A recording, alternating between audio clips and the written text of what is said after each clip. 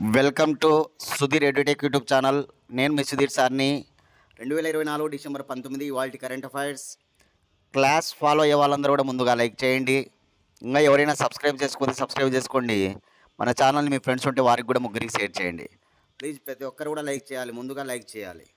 మీరు competitive exams prepare అయ్యే వాళ్ళందరికీ కూడా చెప్పేది ఏంటంటే కనుక కరెంట్ అఫైర్స్ ఏ ఎగ్జామ్కైనా సరే కాంపిటేటివ్ ఎగ్జామ్స్లో కీలకమైన రోల్ పోషిస్తాయి అన్నమాట. కాబట్టి దాన్ని కూడా ఒక సబ్జెక్ట్గా భావించి మీరు చదువుకుంటూ రావాలి ప్రతిరోజు కూడా. కనీసం 1 అవర్ 1 to 1.5 అవర్ అయినా ఫోకస్ చేసినా తప్పులేదు. ఎందుకంటే మార్కులు కూడా ఎక్కువ వస్తున్నాయి అన్నమాట కరెంట్ అఫైర్స్ సంబంధించి. కాబట్టి అలా చేస్తురండి, బాగా రివిజన్ చేస్తురండి. రివిజన్ కూడా చేస్తూ ఉండాలి కంపల్సరీగా. ఏదో ఈరోజు క్లాస్ విన్నాము రాసుకున్నామంటే లాభం ఉండదు. వాటిని రివిజన్ కూడా బాగా చేస్తూ ఉండాలి. అప్పుడే మనకు గుర్తుంటాయి అన్నమాట కరెంట్ అఫైర్స్ అనేటువంటివి. ఓకేనా? రైట్. ఫస్ట్ క్వశ్చన్, ఇటీవల ఏ దేశం ప్రపంచంలోనే తొలిసారిగా క్యాన్సర్కు ఎంఆర్ఎన్ఏ వ్యాక్సిన్ను తయారు చేసింది? చూడండి, ఎంఆర్ఎన్ఏ వ్యాక్సిన్, క్యాన్సర్కు ప్రపంచంలోని మొట్టమొదటిసారిగా ఎంఆర్ఎన్ఏ వ్యాక్సిన్ను తయారు చేసినటువంటి దేశం, అభివృద్ధి చేసిన దేశం ఏదంటే కనుక అదే రష్యా. చాలా ఇంపార్టెంట్ అనమాట. వ్యాధులకు సంబంధించి క్యాన్సర్ అంటే చాలా ప్రాణాంతకమైనటువంటి వ్యాధి అనమాట. అటువంటి ప్రాణాంతకమైనటువంటి క్యాన్సర్కి ఇప్పుడు రష్యా వాళ్ళు ఎంఆర్ఎన్ఏ వ్యాక్సిన్ను మార్కెట్లోకి తీసుకురానున్నారన్నమాట. 2025లో మార్కెట్లోకి రానుందని చెప్తూ ఉన్నారన్నమాట రష్యా గవర్నమెంటు. పేదలకు ఉచితంగా కూడా దీన్ని అందిస్తామని చెప్తూ ఉందన్నమాట రష్యా గవర్నమెంటు. కాబట్టి గుర్తుపెట్టుకోవాలి, డైరెక్ట్ అంశం అన్నమాట ఇది. ఎంఆర్ఎన్ఏ వ్యాక్సిన్ దీనికి క్యాన్సర్కి ఏ దేశం? రష్యా. ఓకేనా? గుర్తుపెట్టుకోవాలి. ఎప్పటి నుంచి? 2025 నుంచి అమల్లోకి వస్తుందంట, మార్కెట్లోకి ఇది రానుందన్నమాట. రష్యా రాజధాని మాస్కో. రష్యా దేశ భాష రష్యన్. రష్యా దేశ కరెన్సీ రూబుల్. రష్యా దేశ ప్రెసిడెంట్ వ్లాదిమిర్ పుతిన్. రష్యా ప్రధానమంత్రి మైకెల్ మిషిస్టిన్ అనమాట. ఇటీవల రష్యా ఏం చేసిందంటే కనుక అణ్వస్త్ర ఆయుధాలకు సంబంధించి బిల్లు కూడా పాస్ చేసుకుంది. దానికి మనకి ఉత్తర కొరియా దేశం కూడా ఆమోదం వేయడం జరిగిందనమాట.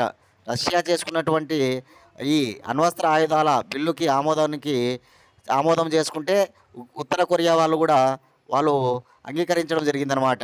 ఇవన్నీ మనకు తెలుసు. అదేవిధంగా ఇటీవల సిరియా నుంచి ఓకేనా బసర్ అల్ అసద్ రష్యాకు వెళ్ళడం జరిగిందనమాట. సిరియా అధ్యక్షుడు బసర్ అల్ అసద్ ఏ దేశానికి వెళ్ళడం జరిగింది? ఆ దేశాన్ని వదిలేసి రష్యాకు చేరుకోవడం జరిగిందనమాట. అదేవిధంగా బంగ్లాదేశ్ ప్రధానమంత్రి షేక్ హసీనా మన దేశానికి చేరుకున్నట్టు సిరియా అధ్యక్షుడు బసర్ అల్ అసద్ రష్యాకు చేరుకున్నాడనమాట.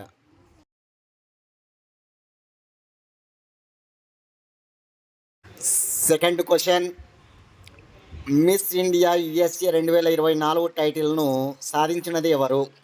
మిస్ ఇండియా యుఎస్ఏ 2024 టైటిల్ను సాధించినది కాట్లిన్ సాండ్రా నీల్. ఓకేనా? Sandra Neal Miss India USA అనమాట. 3 టైటిల్ నోట్ చేసుకోవాలి మీరు. ఒకటి మిస్ ఇండియా యుఎస్ఏ ఎవరంటే కనుక ఈ కాట్లిన్ సాండ్రా నీల్ అనమాట. Kaitlyn Sandra Neal. రెండవ టైటిల్ నోట్ చేసుకోండి. రెండవ టైటిల్ వచ్చేసి మిసెస్ ఇండియా యుఎస్ఏ సంస్కృతి వర్మ. మిసెస్ ఇండియా యుఎస్ఏగా నిలిచింది ఎవరు? సంస్కృతి వర్మ అనమాట. మూడవ టైటిల్ చెప్తున్నా, మిసెస్ టీన్ ఇండియా ఎవరంటే కనుక హర్షిత కట్పాలియా. ఈ ముగ్గురు పేర్లు నోట్ చేసుకోవాలి. ఒకరెవరు? కాట్లిన్ సాండ్రా నీల్ అనమాట. మరొకరు సంస్కృతి వర్మ. మరొకరు వచ్చేసి హర్షిత కట్పాలియా. 3 టైటిల్స్ అనమాట ఇవి. ఏవి ఆ 3 టైటిల్స్ అంటే, ఒకటి miss India USA, 2 Mrs India USA, 3 miss teen India USA. ఓకేనా? ఇది గుర్తుపెట్టుకోవాలి. ఏడాది మిస్ వరల్డ్ ఎవరు? మిస్ యూనివర్స్ ఎవరు? మిస్ ఎర్త్ ఎవరు? కామెంట్ బాక్స్లో మీ సమాధానాన్ని తెలియజేయండి. చాలాసార్లు చెప్పాను నేను. ఓకేనా? కాబట్టి miss world, miss universe, miss earth, ఈ 3 కామెంట్ బాక్స్లో చేయండి. చూద్దాం ఆన్సర్స్.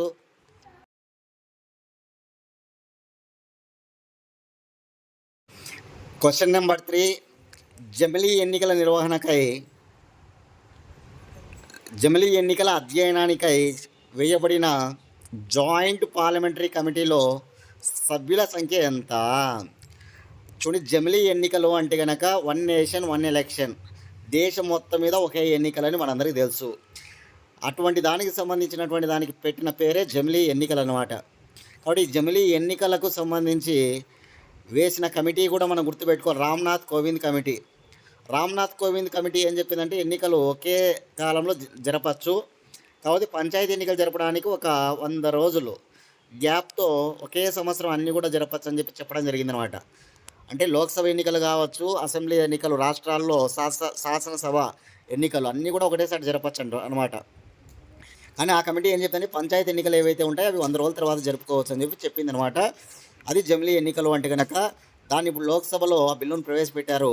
ఎవరంటే కనుక న్యాయశాఖ మంత్రి అర్జున్ రామ్ మేఘ్వాల్ మనందరికీ తెలిసే విషయం.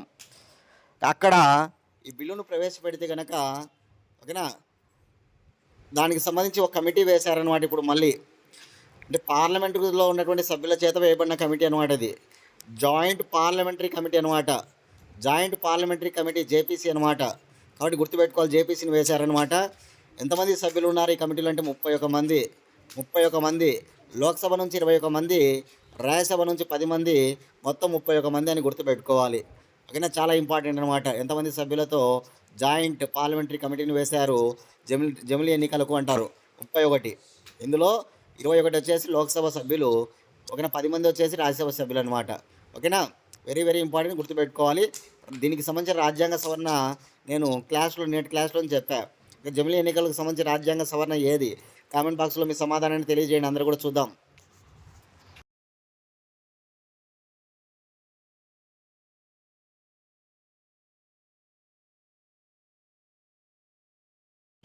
క్వశ్చన్ నెంబర్ 4, తెలుగుకు కేంద్ర సాహిత్య అకాడమీ పురస్కారం 2024ను ఏ రచనకు లక్ష్మీనారాయణ అందుకున్నారు?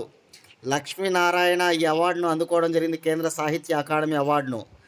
పెనుగొండ లక్ష్మీనారాయణ కేంద్ర సాహిత్య అకాడమీ అవార్డు అనమాట. ఏ భాష కంటే తెలుగు భాషకి. మొత్తం భారతదేశంలో 21 మందికి ఈ అవార్డు అందిస్తున్నారన్నమాట. 2025 మార్చి 8వ తారీఖున మహిళా దినోత్సవం రోజున వీళ్ళందరికీ కూడా ఈ అవార్డులు ఇవ్వడం జరుగుతుంది. తెలుగుకి ఎవరంటే పెనుగొండ లక్ష్మీనారాయణ. ఏ రచనకు అంటే మాత్రం ఇక్కడ దీపిక అనేటువంటి ఒక కవుల సంపుటికి, దీపిక అనే కవుల సంపుటికి ఈ అవార్డు ఇస్తూ ఉన్నారనే విషయాన్ని మనం గుర్తుపెట్టుకోవాలి. తెలుగు నుంచి ఏకంగా 14 వెళ్ళాయన్నమాట రచనలు.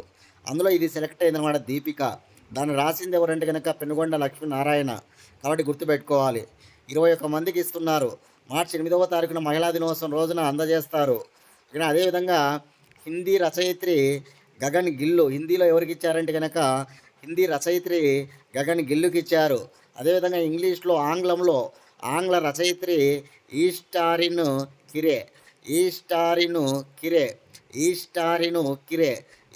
కిరేకి అందించారు ఇంగ్లీష్లో. అదే హిందీలో గగన్ గిల్లుకి ఇచ్చారు. తెలుగులో ఎవరికి ఇచ్చారంటే మీరు గుర్తుంచుకోవాలి ఖచ్చితంగా, పెనుగొండ లక్ష్మీనారాయణ. వెరీ ఇంపార్టెంట్ అనమాట, కేంద్ర సాహిత్య పురస్కారాలు.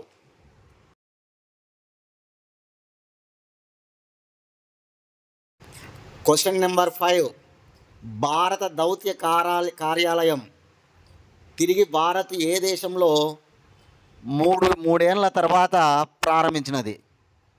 చూడండి, భారతదేశ దౌత్య కార్యాలయము ఏ దేశంలో 3 ఏళ్ల తర్వాత మళ్ళీ తిరిగి ప్రారంభించబడింది అంటే కనుక ఆన్సర్ ఉత్తర Korea, north Korea.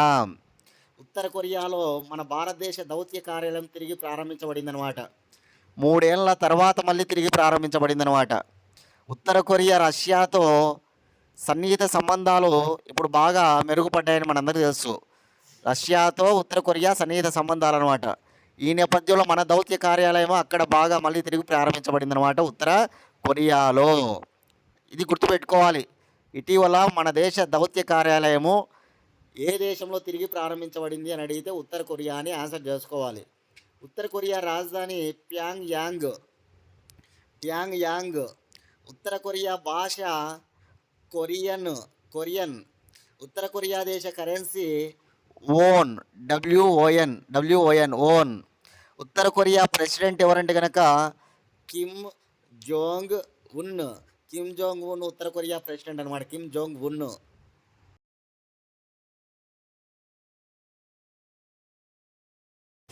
Question number 6, INS నిర్దేశకును ఇటీవల రక్షణ సహాయ మంత్రి సంజయ్ సేత్ ఏ నగరంలో ప్రారంభించారు? చూడండి, ఐఎన్ఎస్ నిర్దేశక్ అనేటువంటిది ఇప్పుడు వార్తల్లో ఉందన్నమాట. Indian navy ship Nirdeshak. ఎలా వార్తల్లో ఉందంటే ఇది హిందూ మహాసముద్రం ఏదైతే ఉందో, హిందూ మహాసముద్ర జలాల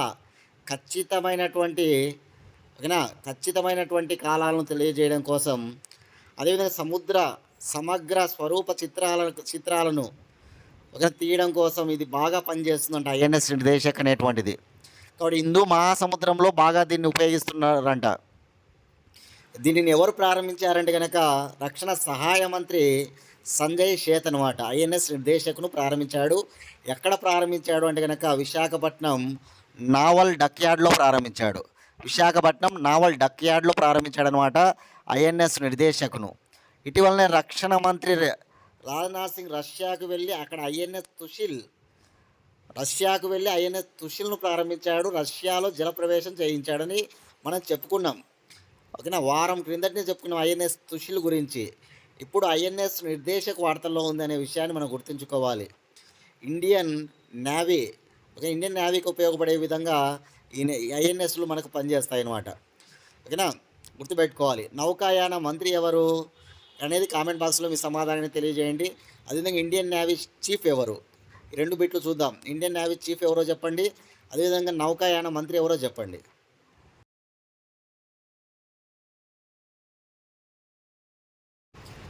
క్వశ్చన్ నెంబర్ 7, మొక్కల ఆధారిత మాంసంతో ప్రమాదమే అని ఏ దేశ శాస్త్రవేత్తలు వెల్లడించారు? చూడండి, మొక్కల ఆధారిత మాంసంతో ప్రమాదం అంట. ఈ విషయాన్ని ఏ దేశ శాస్త్రవేత్తలు వెల్లడించారంటే బ్రిటన్ దేశ శాస్త్రవేత్తలు. దాదాపు 3,300 మందిలో ఈ పరిశోధన జరిగిందంట. ఈ 3,300 మందిలో పరిశోధన జరిగితే కనుక దాదాపు 45% మందిలో కుంగుబాటు కనిపిస్తూ ఉందన్నమాట ఈ మొక్కల ఆధారిత మాంసం తీసుకునేటువంటి వారిలో. ఈ మొక్కల ఆధారిత మాంసం ఎవరైతే తీసుకుంటున్నారో 3,300 మంది పరీక్షించారన్నమాట. వీళ్ళల్లో బ్లడ్ ప్రెషర్, రక్తపోటు ఎక్కువగా కనిపిస్తూ ఉందంట. అదేవిధంగా కొలెస్ట్రాలు, ఇట్లా కుంగుబాటు ఇవన్నీ కూడా కనిపిస్తూ ఉన్నాయని చెప్పేసి బ్రిటన్ దేశ శాస్త్రవేత్తలు వెల్లడిస్తున్నారనమాట. అంటే మాంసం, జీవుల నుంచి మనం మాంసం తీసుకోవడం జరుగుతుంది, అది ఓకే, కానీ మొక్కల ఆధారిత మాంసం మాత్రం తీసుకోకూడదని చెప్తూ ఉన్నారనమాట. దానివల్ల ప్రమాదమే, కుంగుబాటు తప్పదు అని చెప్పి బ్రిటన్ దేశ శాస్త్రవేత్తలు వెల్లడిస్తున్నారనమాట.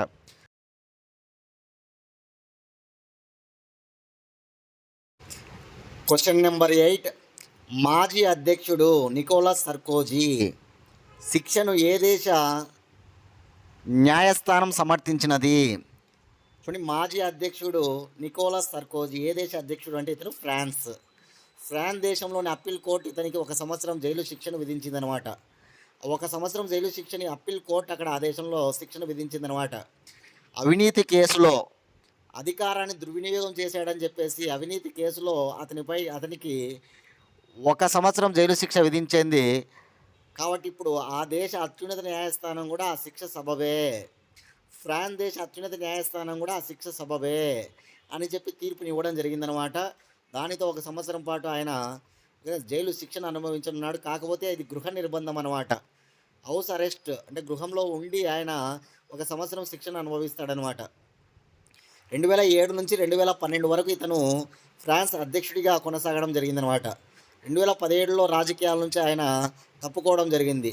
2007 నుంచి 2012 వరకు ఫ్రాన్స్ ప్రెసిడెంట్గా పనిచేశాడు. తర్వాత 2017లో ఆయన రాజకీయాల నుంచి తప్పుకోవడం జరిగిందనమాట. ఎవరు అంటే కనుక ఈ నికోలస్ సర్కోజీ. ఇది మనం గుర్తుంచుకోవాలి, ఓకేనా, చాలా ఇంపార్టెంట్గా. ఇకపోతే ఫ్రాన్స్ అనగానే ఫ్రాన్స్ రాజధాని ప్యారిస్, ఫ్రాన్స్ భాష French, France currency euro, France president Emmanuel Macron, France ప్రస్తుత ప్రధానమంత్రి కొత్తగా రావడం జరిగింది. ఇటీవలనే ఫ్రాన్స్ ప్రధానమంత్రి కొత్తగా రావడం జరిగిందన్నమాట. డ్రీమ్ పార్టీకి చెందినవాడు. పార్టీ పేరు కూడా నేను చెప్పా. ఆ ప్రధానమంత్రి ఎవరు కామెంట్ బాక్స్లో మీ సమాధానాన్ని తెలియజేయడం అందరూ కూడా చూద్దాం.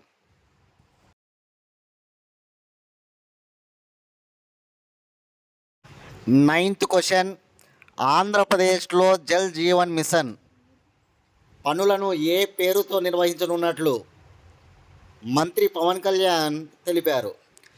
జల జీవన్ మిషన్ అనేటువంటి కార్యక్రమం కేంద్ర ప్రభుత్వం ప్రారంభించినటువంటిది అనమాట. జల్ జీవన్ మిషన్ కానీ ఇంటికి సురక్షితమైన నీరు అందించాలనే ఉద్దేశం మీద జల్ జీవన్ మిషన్ అనేటువంటిది కార్యక్రమం స్టార్ట్ అయింది. ప్రధానమంత్రి నరేంద్ర మోడీ జల్ జీవన్ మిషన్ను ప్రారంభించాడు. ఇది ఆంధ్రప్రదేశ్లో ఇప్పుడు దీన్ని నిర్వర్తించేది ఎవరంటే కనుక మంత్రి పవన్ కళ్యాణ్. మనందరికీ తెలుసు, గ్రామీణాభివృద్ధి శాఖ మంత్రి, రూరల్ డెవలప్మెంట్ మినిస్టర్గా ఉన్నారన్నమాట పవన్ కళ్యాణ్. అతనే మనకి ఉప ముఖ్యమంత్రిగా ఉన్నాడు, సైన్స్ అండ్ టెక్నాలజీ మినిస్టర్ అతనే. ఇట్లా మనకి వివిధ శాఖలను పవన్ కళ్యాణ్ చేస్తూ ఉన్నాడని మనందరికీ తెలుసు. ఆ క్రమంలో జల్ జీవన్ మిషన్ దీన్ని బ్రహ్మాండంగా నిర్వహించడానికి ఒక కార్యక్రమాన్ని దానిలో భాగంగా ఆయన ప్రారంభించడం జరిగిందనమాట. అదే అమృత్ ధార. ఇక్కడ గుర్తుపెట్టుకోవాలి, జల్ జీవన్ మిషన్లో భాగంగా ఆంధ్రప్రదేశ్ గవర్నమెంటు దేన్ని నిర్వర్తిస్తూ ఉందంటే కనుక అమృత్ ధార. ఆంధ్రప్రదేశ్లోని 1 కోటి ఇండ్లకు సురక్షితమైన నీరు అందించాలనేటువంటి ఉద్దేశం అనమాట. ఆంధ్రప్రదేశ్లో ఉన్నటువంటి 1 కోటి ఇండ్లకు సురక్షితమైన నీరు అందించాలనేటువంటి ఉద్దేశం మీద ఈ కార్యక్రమాన్ని తీసుకురావడం జరిగిందనమాట. అమృత్ ధార అనే కార్యక్రమాన్ని ఇంపార్టెంట్ గుర్తుంచుకోవాలి అందరూ కూడా.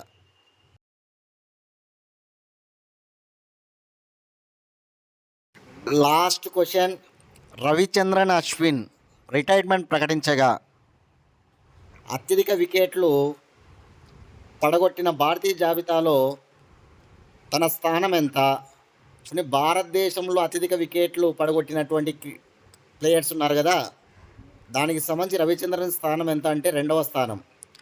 అనిల్ కుంబ్లే టాప్లో ఉంటే కనుక రవిచంద్రన్ అశ్విన్ సెకండ్ ప్లేస్లో ఉన్నాడు.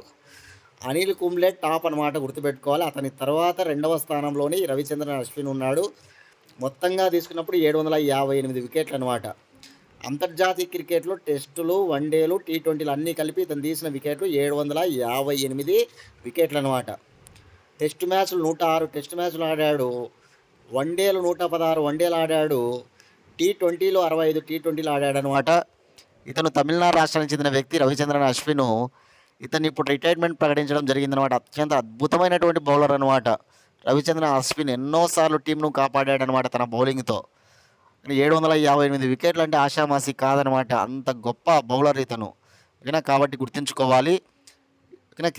క్రీడారంగంలో ఇచ్చే పురస్కారాల్లో భారతదేశంలో క్రీడారంగంలో శిష్యులకు ఇచ్చే అత్యున్నత పురస్కారం అర్జున అవార్డు.